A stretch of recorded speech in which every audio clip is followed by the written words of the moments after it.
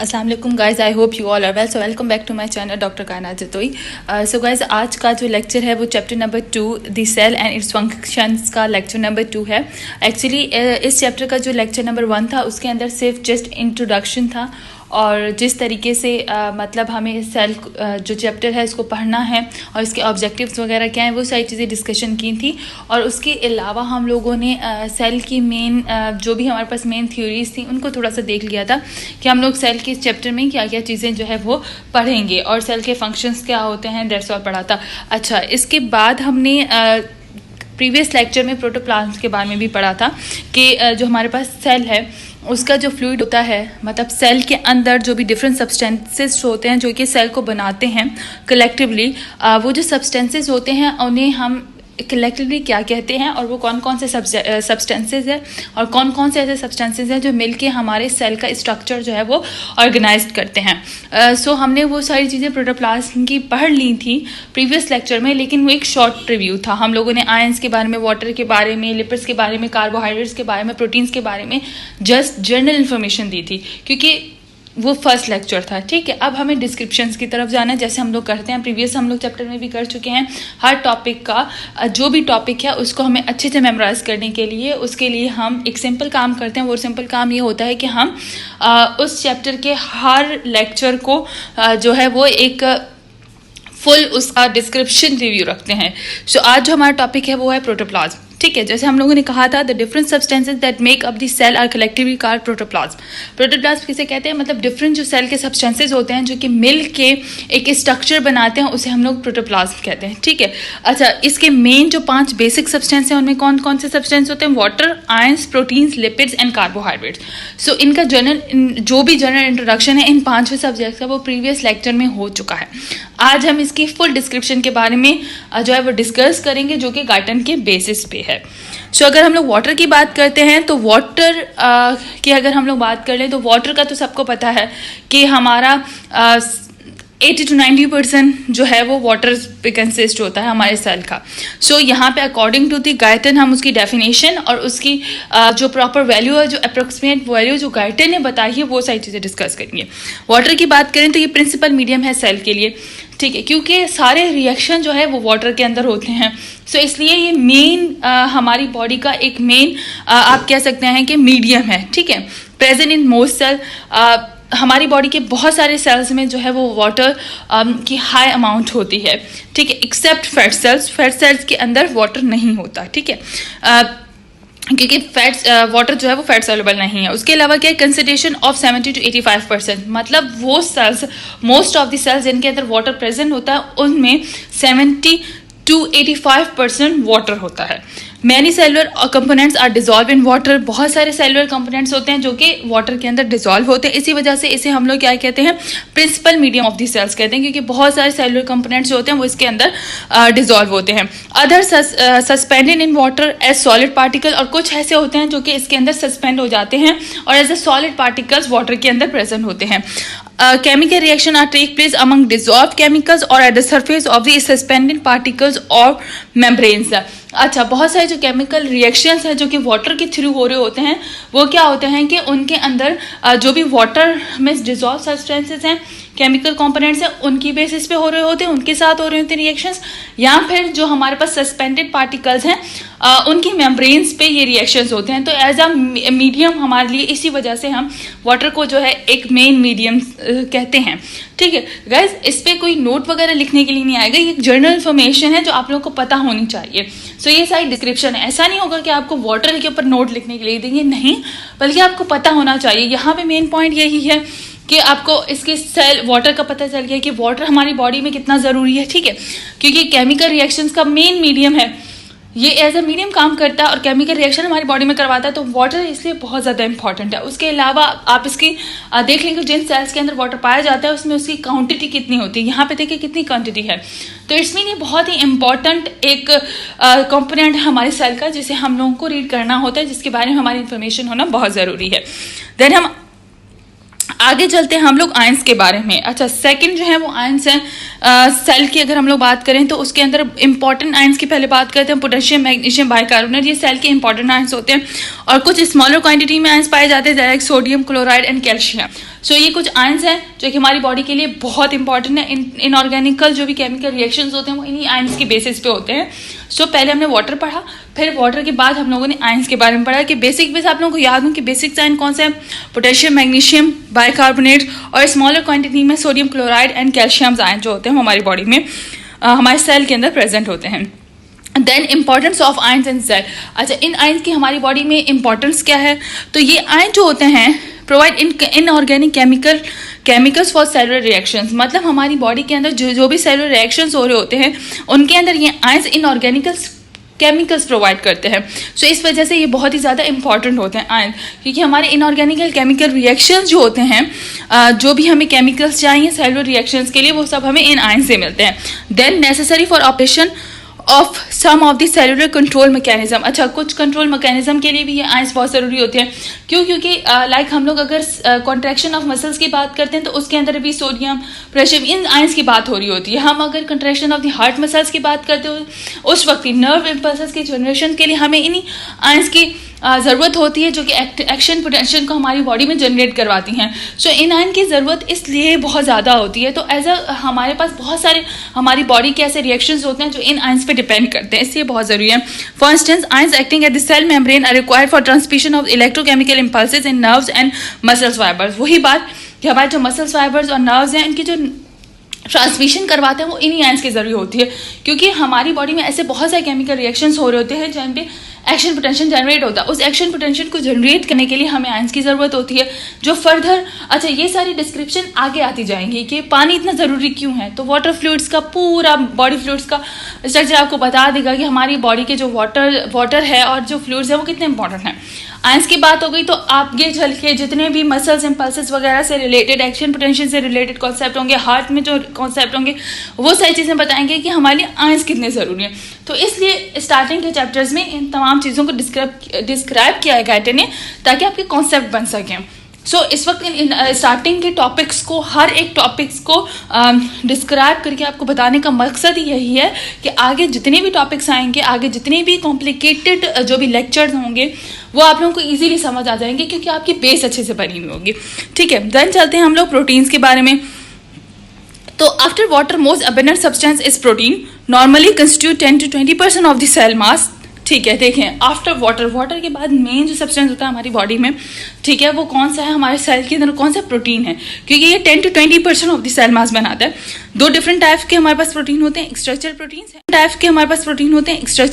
है and functional proteins. ठीक है, अब हम लोग स्ट्रक्चरल प्रोटीन्स की बात करेंगे और फंक्शनल प्रोटीन्स। तो ये याद रखिएगा कि वाटर के पास जो मोस्ट अबंडेंट हमारे पास सब्सटेंस है जो हमारे सेल में प्रेजेंट होता है, वो हमारे पास प्रोटीन्स है। जो कौन से हैं, और प्रोटीन को दो डिफरेंट में डिवाइड किया गया है, एक स्ट्रक्चरल प्रोटीन है और एक फंक्शनल प्रोटीन है। अब हम लोग स्ट्रक्चरल प्रोटीन की बात करते हैं। अब एक स्ट्रक्चरल प्रोटीन है तो जाहिर सी बात है कि हमारे जो भी हमारे ऑर्गन्स हैं उनको स्ट्रक्चर प्रोवाइड करके, मतलब उनके स्ट्रक्चर को एस्टेब्लिश करने में ये हेल्पफुल होता है। So present is cell mainly in the form of long filament, मतलब लॉन्ग फिलामेंट्स के तौर पर ये प्रेजेंट होता है हमारे सेल के अंदर। Long filaments polymer of many. अच्छा, लॉन्ग फिलामेंट्स जो होते हैं वो बहुत सारे इंडिविजुअल जो प्रोटीन मॉलिक्यूल्स होते हैं उनके पॉलीमर्स होते हैं। ठीक है, अब ये क्या बनाते हैं, ये माइक्रोट्यूब्यूल्स बनाते हैं। अच्छा, जो कि हमें एक साइटोस्केलेटल्स हमारे जो प्रोटीन, मतलब साइटोस्केलेटल हमारे बॉडी का जो है उसे प्रोवाइड करते हैं। मतलब मेनली क्या बनेंगे, माइक्रोट्यूब्यूल, और माइक्रोट्यूब्यूल से हमारे पास साइटोस्केलेटल स्ट्रक्चर्स बनते हैं। ठीक है, लाइक हमारे पास सिलिया, नर्व एक्सॉन्स, माइटोटिक जो स्पिंडल्स होते हैं, माइटोसिस सेल्स के अंदर जो माइटोटिक स्पिंडल्स होते हैं जो आगे डिस्कस होंगे इसी चैप्टर्स में, ये वो बनाते हैं। ठीक है, साइटोस्केलेटन्स लॉन्ग हमारे पास फिलामेंट्स होते हैं, ये वो कंसिडर करते हैं। इसके अलावा ऐसे थिन फिलामेंटल ट्यूब्यूल्स भी बनाते हैं जो कि साइटोप्लाज्मा और न्यूक्लियोप्लाज्म को एक उनके कंपार्टमेंट को जो जोड़ के रखती हैं। ठीक है, ये इस तरीके के भी फिलामेंट्स वगैरह बनाते हैं। इसके अलावा जो फिब्रिलर प्रोटीन्स होते हैं, स्पेशली जो collagen and elastic fibres of connective tissues में पाए जाते हैं, ये वहाँ पे भी हेल्प करते हैं। तो एज ए स्ट्रक्चरल प्रोटीन हमारे पास हमारे ऑर्गन्स का स्ट्रक्चर प्रोवाइड करने के लिए हेल्पफुल होते हैं, मतलब साइटोस्केलेटन हो गया, हमारे पास माइक्रोट्यूब्यूल्स की फॉर्म में ये साइटोस्केलेटन बनाते हैं, और वही साइटोस्केलेटल स्लिया, ठीक है, स्लिया वगैरह हो गया, नर्व्स, एक्सॉन्स हो गए, और माइटोटिक जो स्पिंडल फाइबर्स होते हैं उनके अटैचमेंट के लिए जो लॉन्ग फिलामेंट्स चाहिए होते हैं ये उनको बनाते हैं, ठीक है। इसके अलावा हमारे पास साइटोप्लाज्मा और न्यूक्लियोप्लाज्मा के डिफरेंट कंपार्टमेंट्स को एक साथ जोड़े रखने के लिए एक थिन जो ट्यूब्यूल्स होती हैं ये वो स्ट्रक्चर करते हैं। सो बेसिकली इनका काम यही होता है, ये स्ट्रक्चर। इसके अलावा ये कोलेजन एंड इलास्टिक फाइबर्स में पाए जाते हैं। कनेक्टिव टिश्यूज के अंदर कोलेजन और इलास्टिक फाइबर्स होते हैं, ठीक है, जो मिल के कलेक्टिव टिश्यूज बनाते हैं। तो ये उसके अंदर भी फिब्रिलर प्रोटीन्स जो होते हैं ये वहाँ पे पाए जाते हैं, ये फाइबर्स की फॉर्म में होते हैं ताकि ये इलास्टिसिटी दे सकें कोलेजन और इलास्टिक फाइबर्स को। अच्छा, connective tissues are found specially in blood vessels, walls and tendons and ligaments. और ये कनेक्टिव टिश्यूज के अंदर पाए जाते हैं। तो मेनली कनेक्टिव टिश्यूज हमें कहाँ मिलते हैं? ब्लड वेसल्स की वॉल में, टेंडन्स में, लिगामेंट्स में, ताकि उनको इलास्टिसिटी वगैरह जो है वो प्रोवाइड कर सके। तो ये हमारे पास जो है वो स्ट्रक्चरल प्रोटीन था। देन उसके बाद हम लोग फंक्शनल प्रोटीन की बात करते हैं। तो फंक्शनल प्रोटीन जो होते हैं वो डिफरेंट टाइप ऑफ प्रोटीन्स है। वो एक स्ट्रक्चर से स्ट्रक्चरल प्रोटीन क्या करें, हमारी बॉडी को स्ट्रक्चर, सेल के स्ट्रक्चर्स में हेल्प कर रहे हैं। अब फंक्शनल प्रोटीन है, फंक्शनल प्रोटीन का काम क्या होता है कि इंटायरली डिफरेंट है। नाम से ही पता चल रहा है कि ये हमारे बॉडी के जो फंक्शंस हैं उनको कंट्रोल करेंगे। बहुत सारे फ्यू मॉलिक्यूल, ठीक है, composed of combination of a few molecules in the tubular globular form. मतलब ये ट्यूबुलर ग्लोबुलर फॉर्म में हमारे पास पाए जाते हैं। जो भी स्ट्रक्चर बनाएंगे, जो भी फंक्शन करेंगे, मेनली इनका स्ट्रक्चर जो होगा वो होगा ट्यूबुलर ग्लोबुलर फॉर्म में, ठीक है। अब ये मेनली एंजाइम्स की फॉर्म में पाए मतलब ये हमारी बॉडी के जितने एंजाइम्स होते हैं ये वहाँ पे पाए जाते हैं। एंजाइम्स जो होते हैं वो प्रोटीन इन नेचर होते हैं, तो वहाँ पे ये फंक्शनल प्रोटीन्स होते हैं जो कि एंजाइम्स बनाते हैं मिलके, ठीक है। अब क्या एंजाइम, अच्छा, ये हमारे फ्लूइड्स के थ्रू ये मोबाइल होते हैं, मतलब बॉडी फ्लूइड्स के थ्रू ये पूरी बॉडी में सर्कुलेट करते हैं। ये बहुत सारे जो होते हैं अडेयर होते हैं to membranous structure inside the cell. अच्छा, इनमें से बहुत सारे जो भी एंजाइम्स हैं बेसिकली वो हमारी बॉडी के जो मेम्ब्रेन स्ट्रक्चर्स होते हैं उनके अंदर होते हैं, ठीक है, सेल के अंदर। ये कैटलाइज करते हैं इंटरसेलुलर केमिकल रिएक्शंस। बेसिकली इनका काम क्या होता है, एंजाइम का जो काम होता है, एंजाइम का क्या काम होता है कि हमारी बॉडी में कोई भी केमिकल रिएक्शन हो रहा है उसको ये फास्ट कर देते हैं, ठीक है, उनको कैटलाइज करने के लिए हमारी बॉडी में हेल्पफुल होते हैं। अच्छा, for example role of enzyme in splitting of glucose in its components. मतलब एंजाइम का काम क्या होता है कि किसी भी रिएक्शन को, किसी भी केमिकल रिएक्शन को फास्ट कर देते हैं या कैटलाइज कर देते हैं। तो केमिकल रिएक्शन मतलब ग्लूकोज की जब भी बात हो रही होती है तो हमें उस वक्त स्प्लिटिंग ऑफ ग्लूकोज में हमारे पास जो है वो ये कंपोनेंट जो है वो यूज़ किया जाता है। सो ये हमारे पास स्ट्रक्चर प्रोटीन था। देखो, स्ट्रक्चर प्रोटीन हो गया या फंक्शनल प्रोटीन हो गया, सिर्फ दो चीज़ें याद करनी है। स्ट्रक्चर प्रोटीन में जो कि सेल को स्ट्रक्चर प्रोवाइड करता है, ठीक है, स्ट्रक्चर प्रोवाइड करेगा। लाइक अगर आप बात कर रहे हैं माइक्रोट्यूब्यूल की फॉर्म में या साइटोस्केलेटल की फॉर्म में, बॉडी के कुछ स्ट्रक्चर्स होंगे जो कि ये प्रोटीन्स बनाएंगे। लेकिन जैसे कि हमारे पास एक्सॉन हो गए नर्व के, ठीक है, उसके अलावा हमारे पास सिलिया हो गया, तो ये सारी चीज़ें ये लोग स्ट्रक्चर में हेल्प कर रहे हैं। इस तरीके से अगर हम लोग बात करते हैं फंक्शनल प्रोटीन की, तो उसकी सिर्फ कोलेजन फाइबर्स को आप याद कर रखिएगा कि कनेक्टिव टिश्यूज़ के अंदर जो भी कोलेजन वगैरह जो हमारे पास फाइबर्स होते हैं, मतलब हाँ, वही जो कोलेजन फाइबर्स की हम लोग बात कर रहे थे, तो उनमें आप बस कनेक्टिव टिश्यूज़ का याद कर लीजिएगा कि कोलेजन और उनके फाइबर्स, कोलेजन हो गया या फिर हमारे पास इलास्टिक फाइबर्स हो गया, उनके अंदर भी हमारे पास स्ट्रक्चरल फाइबर्स पाए जाते हैं। और फिर ये कनेक्टिव टिश्यूज़ के अंदर होते हैं जो कि हमारी ब्लड वेसल्स और उनके अंदर होता है। तो अगर और फंक्शनल प्रोटीन में आप बात करें तो उसमें सिर्फ आप एंजाइम्स याद रखिएगा कि फंक्शनल प्रोटीन्स लाइक एंजाइम्स की फॉर्म में, और एंजाइम हमेशा ग्लोबुलर फॉर्म में होते हैं। जब आप एंजाइम का चैप्टर पढ़ेंगे तो उससे आपको स्ट्रक्चर जब पढ़ाया जाएगा तो उसमें आपको पढ़ाया जाएगा कि जो एंजाइम्स है वो हमारे पास ग्लोबुलर फॉर्म में होते हैं, ग्लोबुलर प्रोटीन्स होते हैं। सो ये स्ट्रक्चर और फंक्शनल प्रोटीन्स की बात थी। अब आते हैं लिपिड्स की बात में। तो लिपिड्स के भी जनरल इंट्रोडक्शन में जो फर्स्ट लेक्चर है उसके अंदर हम लोगों ने डिस्क्राइब कर लिया था। अब थोड़ा सा इसको एक्सप्लेन करते हैं। लाइक लिपिड्स जो होते हैं वो बहुत सारे सब्सटेंसेस जब एक साथ मिलते हैं तो उसे हम लोग कलेक्टिवली लिपिड्स कहते हैं। उसके अंदर हमारे पास जो होता है, अच्छा, इनकी कॉमन प्रॉपर्टी क्या होती है कि वो सब फैट सॉल्युबल होते हैं, वाटर सॉल्युबल नहीं होते, फैट सॉल्युबल होते हैं, ठीक है, जिसमें हमारे पास कोलेस्ट्रॉल, फॉस्फोलिपिड्स वगैरह हो गए, ये सब मिलके इन्हें हम लोग लिपिड्स कहते हैं।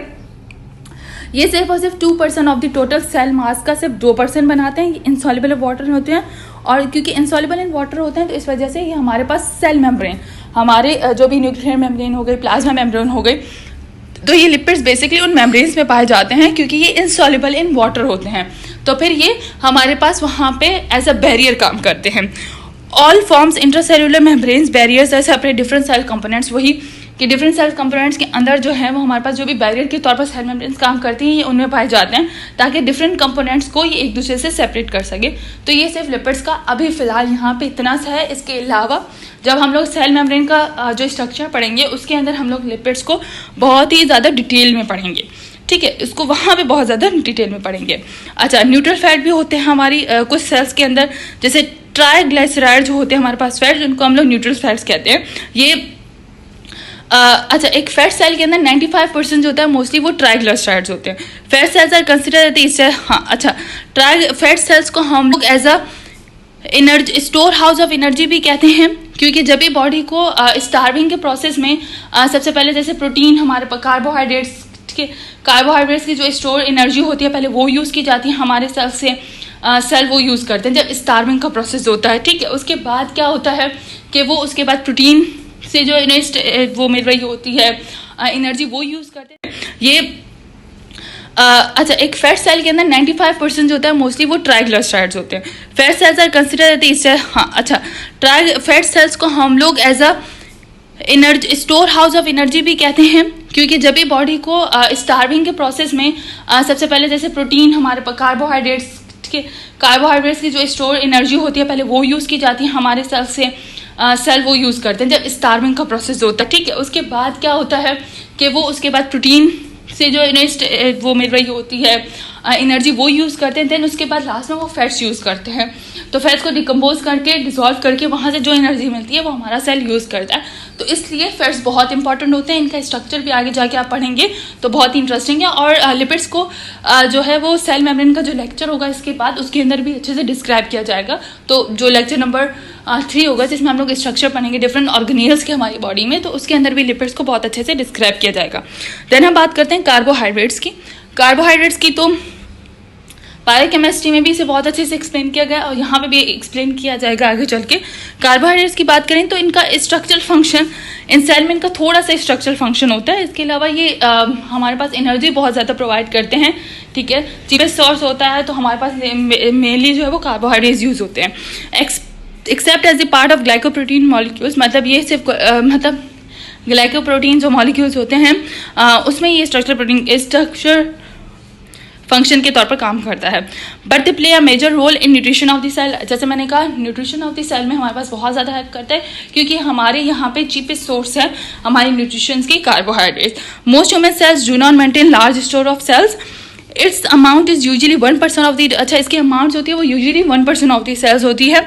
और ज़्यादा इंक्रीज कितनी हो सकती है, मसल सेल्स के अंदर ओकेजनली 3% तक इंक्रीज होती है और लिवर सेल्स में ये हमारे पास जो है वो 6% तक इंक्रीज हो सकती है।